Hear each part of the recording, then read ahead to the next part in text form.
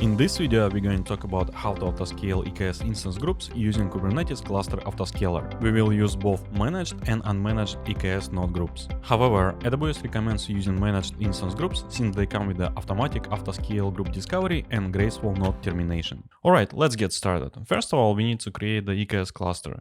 I'm going to be using eksctl, but you can use Terraform or you can even use the AWS console to create the cluster. Alright, to use eksctl, we need to define the config. First, I'm gonna give it a name, Anton Putra, that's gonna be the class name. And this is very important for us. We need to define the version for our EKS cluster. It's gonna be 120. And later, we have to match with cluster autoscaler. Then we're gonna use the managed node group, and also we're gonna use unmanaged node group. And autoscaler can work with both of them, but AWS recommends that you would use the managed node group because it can actually, before it remove the node from the pool, it can gracefully drain the node and reschedule those pods on different nodes. In case of the unmanaged node group, it will simply terminate the node and that's it. All right, let's go ahead and create the cluster. In order to do that, we're going to be using the eksctl create command, cluster, and then provide the config-f. And usually it takes about 15-20 minutes to create the cluster. All right, let's wait.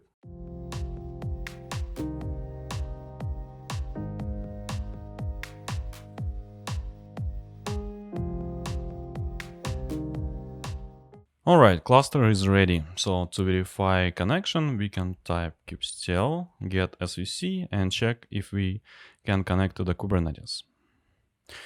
Alright, and there are a few requirements before you can use and deploy the autoscaler. For example, your instance groups, when you create the Kubernetes cluster and instance groups, they are created as the autoscaling groups in AWS.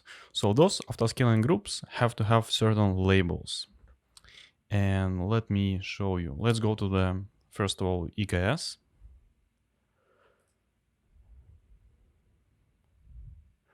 And this is our cluster, the name Anton Putra for the cluster. And then the version of the cluster. And if you go to the EC2,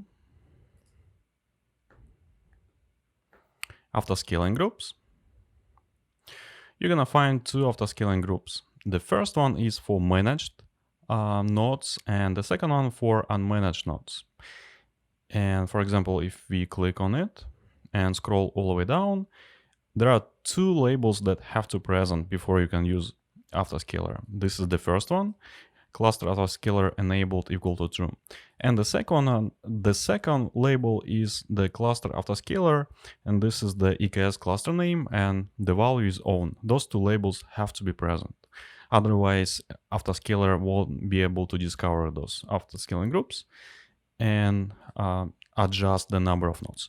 Also, you have to keep in mind that you need to create the EKS cluster with instance groups, and that instance group have to have different minimum and maximum capacity. For example, the autoscaler will only adjust this particular number, desired capacity, based on the requirements of your workload. But for example, if you have minimum capacity equal to 1 and maximum capacity equal to 1, autoscaler won't be able to do anything because those too much. So you have to have some room for the autoscaler to adjust number of nodes. So it's just for you to keep in mind. All right, so the second requirement is to create the OpenID connect. And to do that, let's go back to the EKS cluster. And we need to copy the OpenID connect URL. Go to the configuration tab, then details, and this is OpenID Connect provider URL. Let's copy this and then navigate to IAM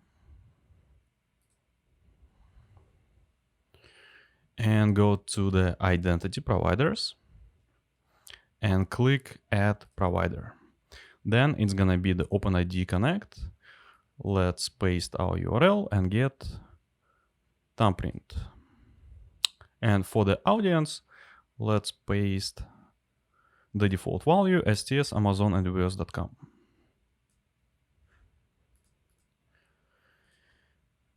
And let's create this provider. All right, provider is created.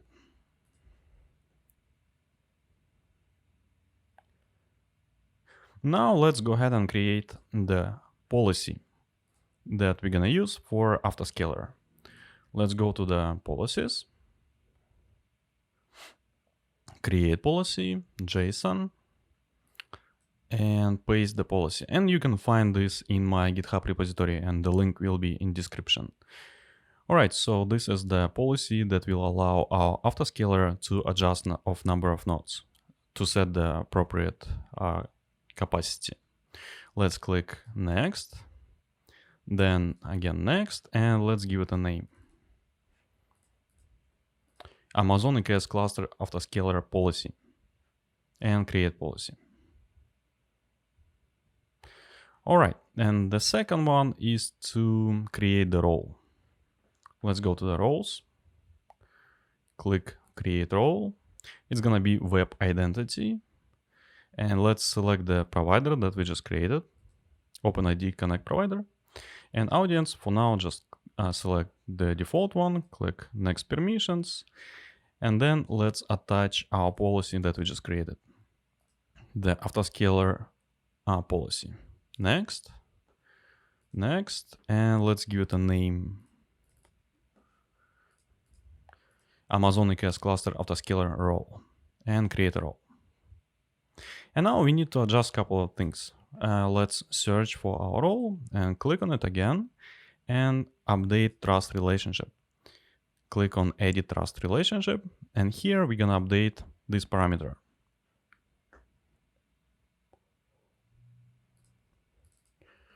First of all, this part, and then we're gonna provide the service account that's gonna be used by Autoscaler.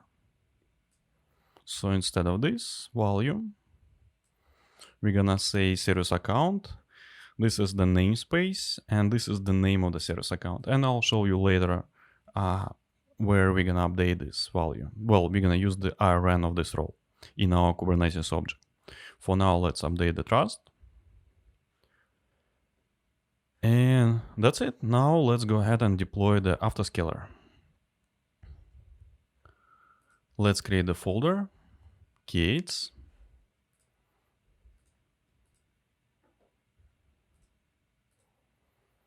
And let's create the first file for the Autoscaler.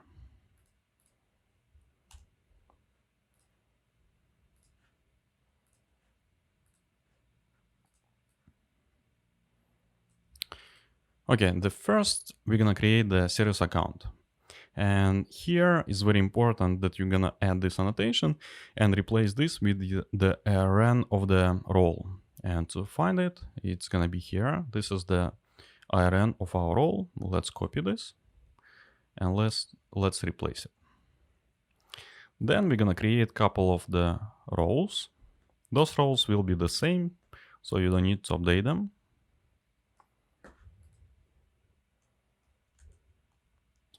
So it's gonna be the cluster role, then it's gonna be the role and some role bindings. And the last item here in this file will be the deployment itself. All right. And for example, it's gonna be one single replica. Then this part is important, annotation, safe to evict, false. And then here is important that you're gonna match with the version of your EKS cluster.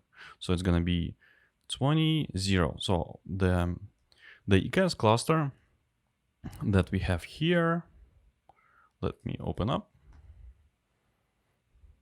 clusters. So our cluster is 120, and you need to match the major version and the minor version, and you can use the latest patch version, and you can find it here under Kubernetes Autoscaler under the tags.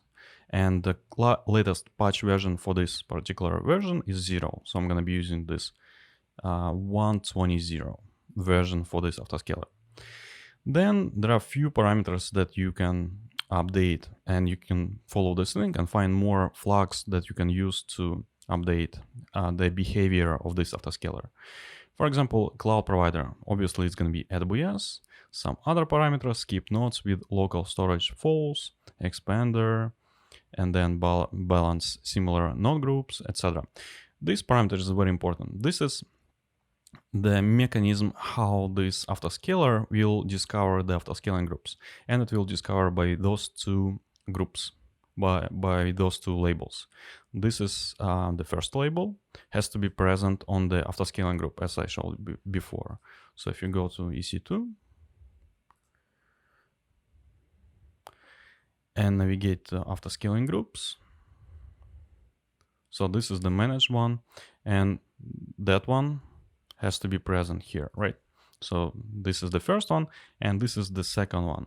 And you need to replace cluster name with your cluster name, EKS cluster name. And let's go and find again EKS clusters. And let me copy the cluster name for the EKS and replace it here. And that's pretty much it. Now let's go ahead and deploy it. And to do that, let's copy the relative path,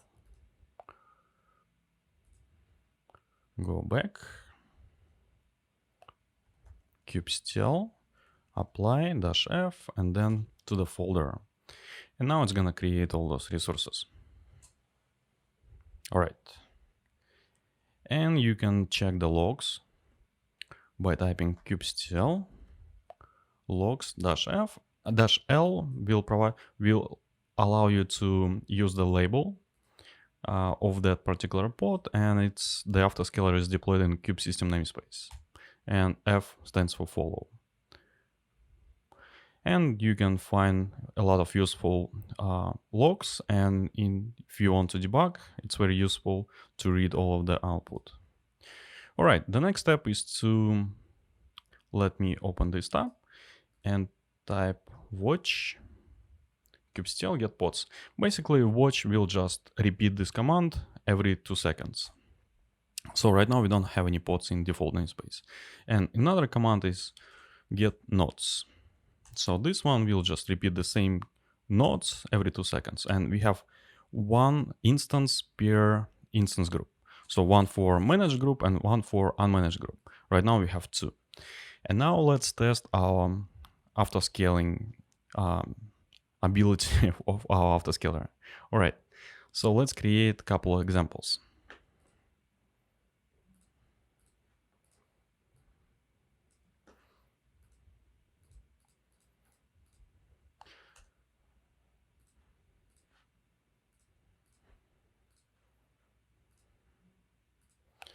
It's gonna be very simple Nginx deployment, and we're gonna have 2 replicas in default namespace, and we're gonna target the managed instance group here.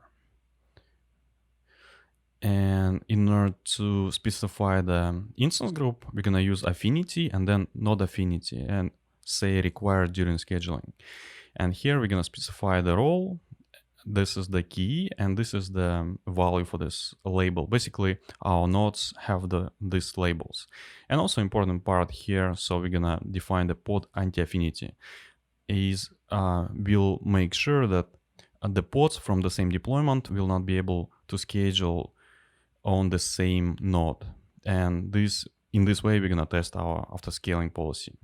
So one pod will be in pending state, and autoscaler has to expand the cluster.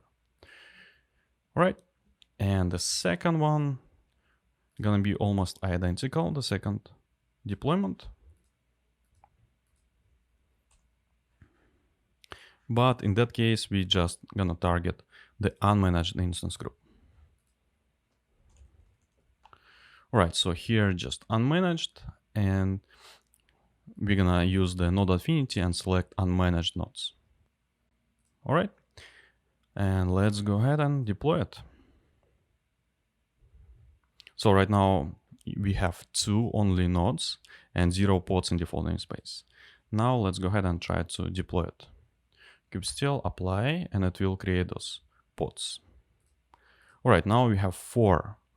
And well, As expected, now we have one pod per instance, and 2 pods in pending state because we don't have enough nodes. And then Autoscaler, if you can find all this information in the Autoscaler output. So it will try to expand the cluster and increase number of nodes in order to feed those pods, right? So it's gonna take some time, maybe 5-10 minutes. So let's just wait till it will increase the number of nodes.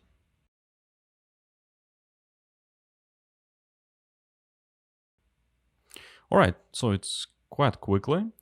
So this is the managed group, and it was able to create the node.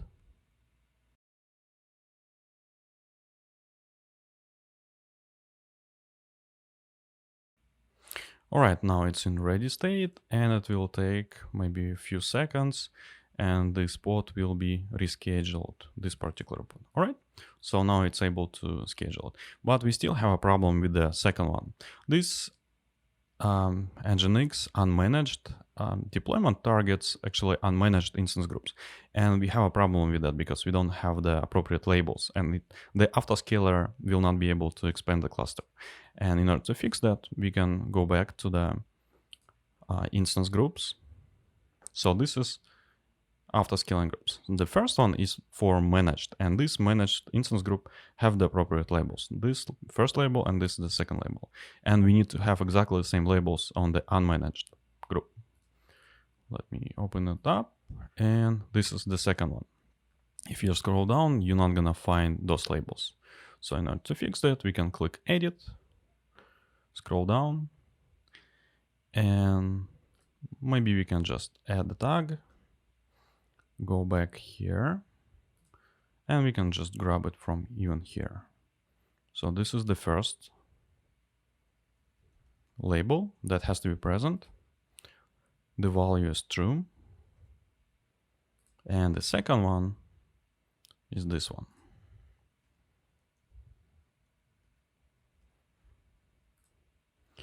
And the value is owned, right? So let me see. The value is owned. And let me click update. And let's go back here. And well, in a few seconds, maybe 30 seconds, the Autoscaler will be able to discover that Autoscaling group in AWS and will set the desired replica to 2. Let's wait a little bit. And we still have one pod in pending state. So it's gonna fix that.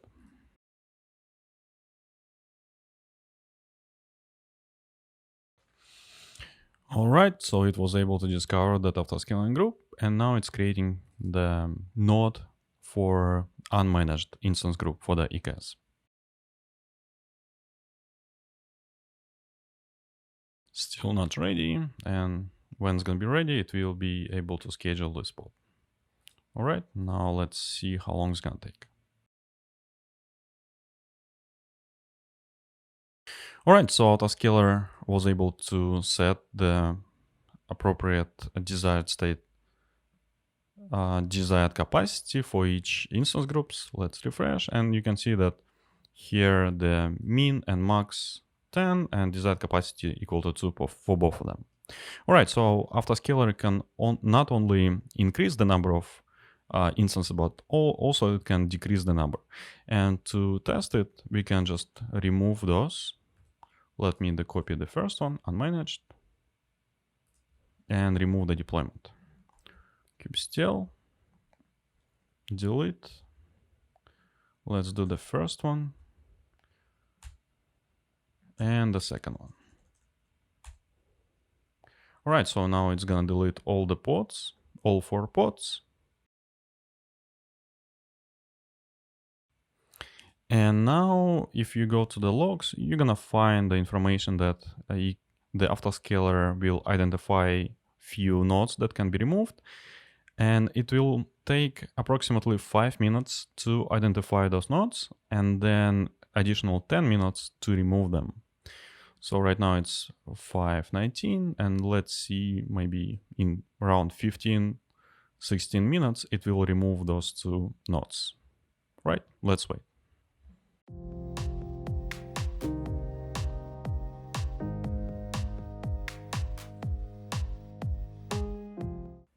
Alright, so the Autoscaler was able to scale down our cluster, and now we have two instances, one per instance group. Alright, thank you for watching. Please don't forget to like and subscribe, and I'll see you in the next one.